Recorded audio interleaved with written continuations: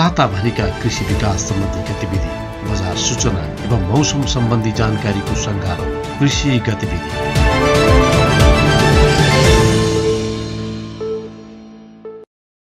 कृषि ज्ञान केन्द्र सङ्खुवा सभाले कृषकलाई कृषि पेशामा आकर्षित गर्न अनुदानका कार्यक्रमलाई प्रभावकारी बनाउन जोड दिएको छ। केन्द्रले जिल्लास्थित सरोकारवाला कार्यालयहरू संलग्न रहेको समितिबाट छनौट भएका कृषकलाई मात्र अनुदान दिने प्रावधान बनाएको छ। 3 वर्षदेखि अनुदान नपाएका कृषकलाई प्रमुख प्राथमिकता दिने गरिएकाले अनुदान वितरण प्रभावकारी र पारदर्शी हुने गरेको छ। यसले गर्दा अनुदान नपाउने र दोहोरिने समस्याको अन्त्य भएको केन्द्रका निमित्त प्रमुख योगेन्द्र प्रसाद यादवको भनाइ छ। विभिन्न किसिमका शीर्षकहरूमा जसरी व्यावसायिक बगैँचा स्थापना, त्यसै गरी नमुना कृषि फर्म स्थापना सहयोग, मागमा आधारित कार्यक्रम, सुन्तला बगैँचा सुदृढीकरण, गरुले मल लगायतका कार्यक्रमहरू भर्खरै हामी सूचना लगभग यही असोज 14 गते गरी यो कार्तिक 15 गतेसम्म राखेका थियौँ। त्यसमा लगभग 238 वटा आवेदन आएको रहेछन्। अब गत वर्षको भन्नु पर्दा पनि त्यसै अनुरूप जुन हाम्रो आवेदकहरूले जुन यहाँबाट सुविधा लिएर पहिला उनीहरू आफू पनि गरेको, यहाँबाट उनीहरूलाई ठुलो टेवा पुगेको रहेछन्। अब समय समयमा अनेक किसिमका मकैमा लाग्ने फौजी किरा, त्यसका अब यहाँबाट सेवा सुविधा आकस्मिक बाली संरक्षण कार्यक्रमबाट दिएर उनीहरूको प्राविधिक सेवा टेवा अब बाली संरक्षणका हाम्रो सरोज भाइ उहाँले पनि स्वयं गएर साह्रै इन्ट्रेस्टेड राखेर त्यहाँ फिल्डमै गएर उनीहरूको आफू नजानेका प्लान्ट प्याथोलोजी नेपाल कृषि अनुसन्धान परिषदका त्यहाँबाट पनि त्यसका अब स्पोरहरू पत्ता लगाए त्यहाँबाट पनि उनीहरूलाई निराकरण गर्ने गरेछन्। कृषकहरू हेर्दाखेरि यहाँ पनि अब राम्रो प्रतिफल पाउने स्थान हो। यहाँ अब अनेक कार्यालयहरू थुप्रै रहेछन् अनि अरू तेस्रो कर्मचारीहरू बढी भएको कारण बजार भाव पनि राम्रो पाउँदो रहेछन्। त्यसै गरी फेरि अब उता हाम्रा 10 वटा पालिका रहेछन्, 5 वटा नगरपालिका, 5 वटा गाउँपालिका। तरकारीको क्षेत्र हेर्दाखेरि धरमदेवी गाउँपालिका नगरपालिकामा त्यहाँ बृहत रूपमा कृषकहरू गर्दो रहेछन्। अग्रसर उनीहरू त्यसका अब सिधै अब भारतसम्म पनि उसका निर्यात गर्दो रहेछन्। किवी अब मादिमा पनि धेरै क्षेत्र विस्तार छन्। व्यवसाय प्रवर्धन अनुदान कार्यविधि अनुसार 3 वर्षसम्म एका घरको कुनै पनि निकायबाट अनुदान लिएछ भने तिनीहरूलाई हामी छनौटमा राख्दैनौँ। अब यसका समितिमा अब स्वयं अब कार्यालय प्रमुखमा म नै हुन्छौँ। त्यसपछि कोष तथा लेखा नियन्त्रण कार्यालयका प्रमुखज्यू, अनि भेटनरी, त्यसपछि अब कृषि विकास बैङ्क, घरेलु गरेर सबैजनाको समितिमा हामी त्यो समितिबाट उनीहरूलाई छनौट गरिन्छौँ। अरू अब पालिकाबाट पनि उनीहरूले अनुदान लिएछ भने 3 वर्षका कार्यक्रमहरू अनुदान सेवाग्राहीहरूको विवरण माग्छौँ। यदि त्यसमा दोहोरिएको छ भने तिनीहरूलाई स्क्रिनिङ गरेर एकदम खाँटी किसानहरूलाई छानी हामी त्यसरी सेवा प्रवाह दिइरहेको। खाद्यबारीको अवस्था हेर्दाखेरि यहाँ आयात चाहिँ हुँदो रहेछन्, भारतबाट त्यो ल्याउँदो रहेछन्। व्यापारीहरू भेन्डरको रूपमा हुन्छन् होइन, उनीहरू ल्याउँछन्। तर अरू त्यसले मैले भने उता तल चैनपुर, मादी, धरमदेवी उनीहरूको भारतसम्म पनि आयात गर्दो रहेछन् अनि अरू जिल्ला पनि आयात गर्छ। यो जिल्लामा त अब हामी पुरै अब जुन कार्यक्रम आइरहेका हुन्छन् यो प्रदेश मन्त्रालयबाट, त्यसमै हामी निहित रहेर कार्यक्रममा अगाडि बढेका हुन्छौँ। लगभग त्यसको हिसाबले अब अहिले युवा लक्षित 30 वटा छन्, महिला दलित विपणन कार्यक्रम 10 वटा, 40 वटा, मुख्य लक्षित तरकारी उत्पादन कार्यक्रम 6 वटा। यसले लगभग धेरै किसानहरूलाई समेट्छन्। त्यसले गर्दा उनीहरू जस आफूले गरिरहेको अनि यहाँबाट अलिक थप सुविधा भएपछि उत्साहित भएको पाउँछ।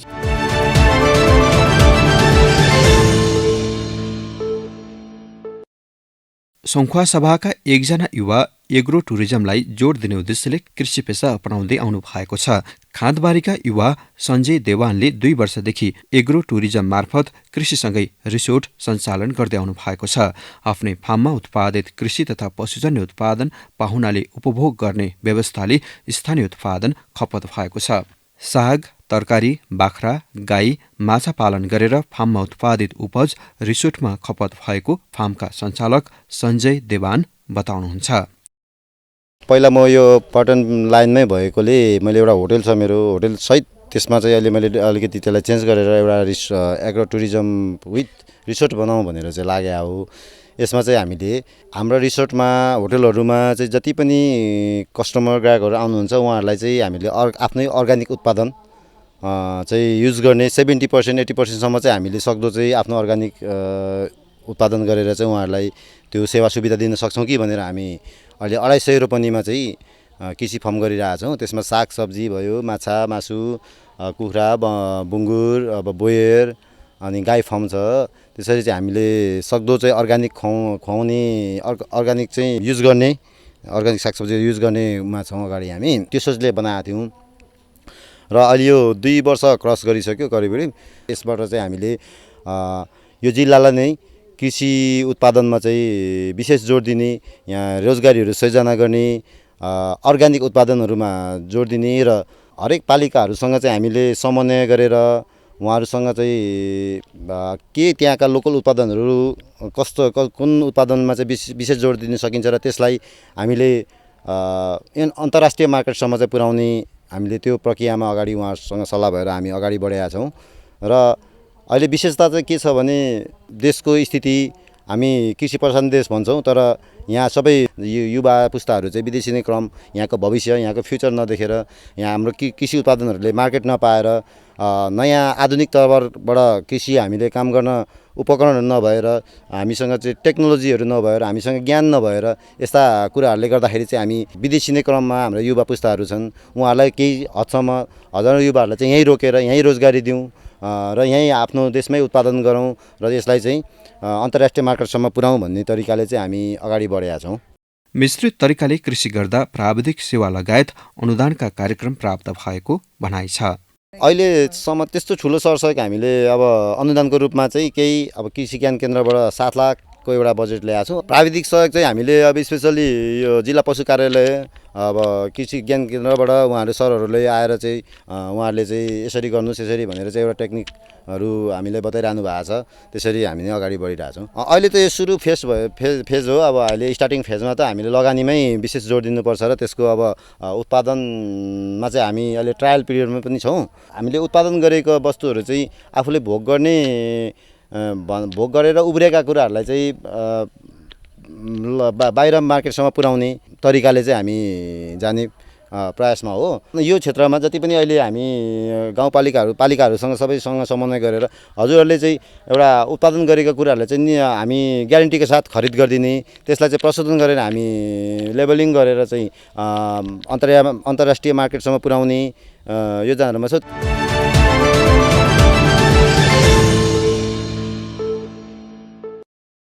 19औं राष्ट्रिय कफी दिवस आज अर्थात् मङ्सिर 1 गते विभिन्न कार्यक्रम गरी मनाइएको छ।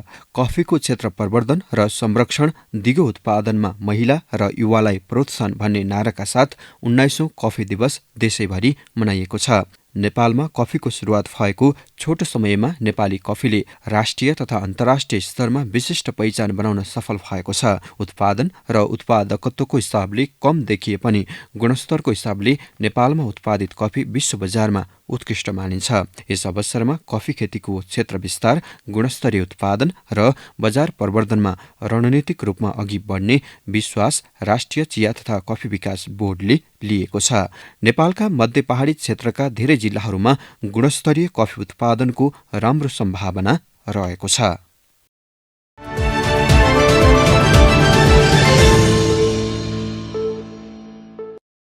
देशको कृषि विकासमा नयाँ गति दिनका लागि कृषि अनुसन्धानलाई प्राथमिकता दिई अनुसन्धान कार्यलाई अझ बढी प्रभावकारी बनाउनका लागि नेपाल कृषि अनुसन्धान परिषदको स्थापना भए पश्चात विक्रम सम्वत 2049 मा अदुवा बाली अनुसन्धान कार्यक्रम स्थापना भएको हो। यो कार्यालयको अदुवा र हलेदोको प्रविधि विकास गर्ने प्रमुख उद्देश्य अनुसार काम गर्दै आएको छ। यहाँ उत्पादित अदुवा तथा हलेदोको बिउ कृषक समूह, सहकारी एवं सरकारी निकायबाट माग अनुसार जाने गरेको अदुवा बाली अनुसन्धान कार्यक्रमका संयोजक डाक्टर अनिल पोखरेल बताउनुहुन्छ। 2048 सालमा नेपाल कृषि अनुसन्धान परिषद स्थापना भइसकेपछि यो चाहिँ 2049 सालमा चाहिँ यहाँ अदुवा बालीको रूपमा चाहिँ अदुवा बाली अनुसन्धान कार्यक्रमको रूपमा चाहिँ यसले आफ्नो कार्य थालनी गरेको हो र यसको मुख्य सुरुको यसको त्यो चाहिँ अदुवाको लागि मात्रै थियो भने पछि यसको मुख्य उद्देश्य फेरि हलेदोको पनि जोडिएको छ। हलेदो पनि अध्ययन अनुसन्धान गर्ने मुख्यतः हामीले चाहिँ 2टा बालीमा अध्ययन अनुसन्धान गर्छौँ। यसको अलावा हामीसँग मल्टी लोकेसन ट्रायलहरू विभिन्न नेपाल कृषि अनुसन्धान परिषदका विभिन्न कार्यक्रमहरू छन्। ती कार्यक्रमहरूको चाहिँ मल्टी लोकेसन स्टेसनको रूपमा चाहिँ हामीले चाहिँ उहाँको परीक्षण पनि हामीले गर्छौँ। त्यसै गरी यो अदुवा र हलेदोको बिउ उत्पादन गरेर चाहिँ हामीले चाहिँ किसान अथवा लाइन एजेन्सीहरूलाई चाहिँ हामीले चाहिँ उपलब्ध गराइराखेका छौँ। र यो नेपालमा यो अदुवा र हलेदोको बारेमा मानचित्र निर्माण गर्ने, त्यसै गरी चाहिँ तयार गर्ने र त्यसै गरी यो तालिम दिने र सहजीकरण गर्ने, अदुवा र हलेदोको यो प्राविधिक पक्षलाई चाहिँ सहजीकरण गर्ने पनि हामीले गरिराखेका छौँ। यस कार्यक्रमले कपुरकोट अदुवा 1 र 2 त्यसै गरी कपुरकोट हलेदो 1 र 2 गरी 2-2वटा जात विकास गरिएको छ भने अन्य जातहरूको अध्ययन अनुसन्धान भइरहेको र केही जात सिफारिसको क्रममा रहेको भनाइ छ।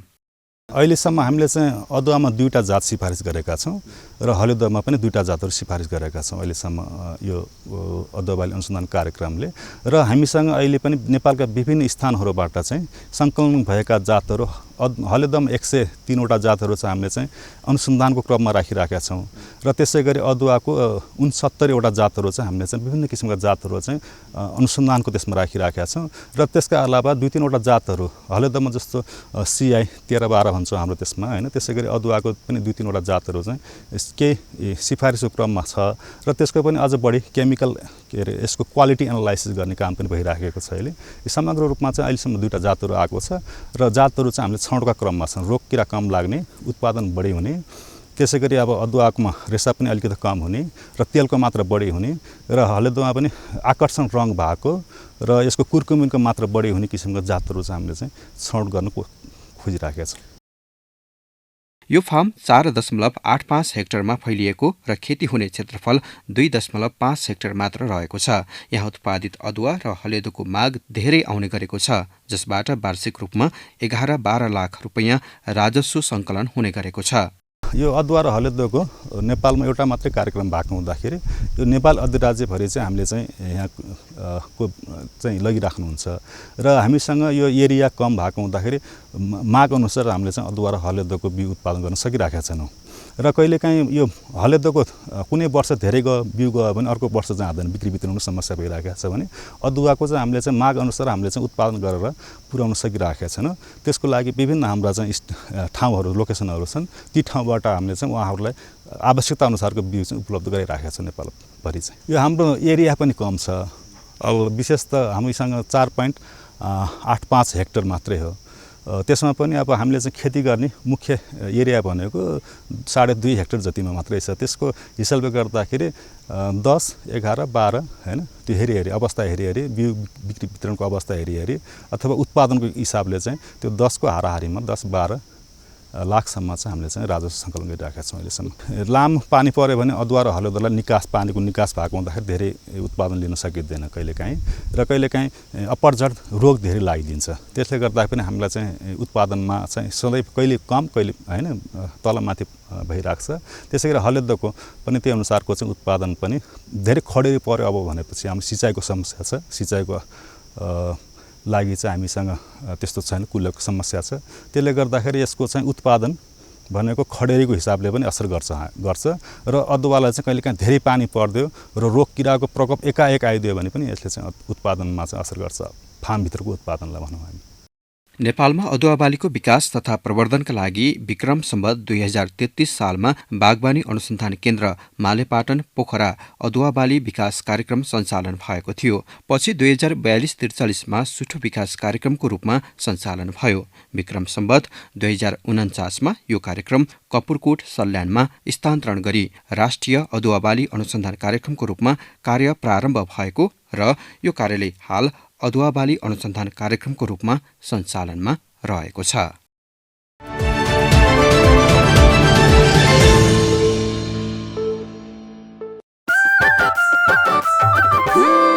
नै होइ छै जलावला गोबर गोइठा बना के, खेतबारी में गोबर मल अभाव करा के,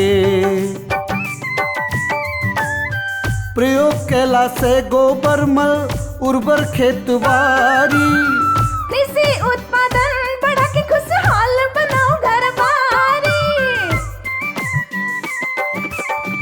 छोड़ो अखने से गोईठा जलावे के आदत, प्रयोग करो गोबर मल जमीन के गुण सुधरत, जमीन के गुण सुधरत, हाँ जमीन के गुण सुधरत।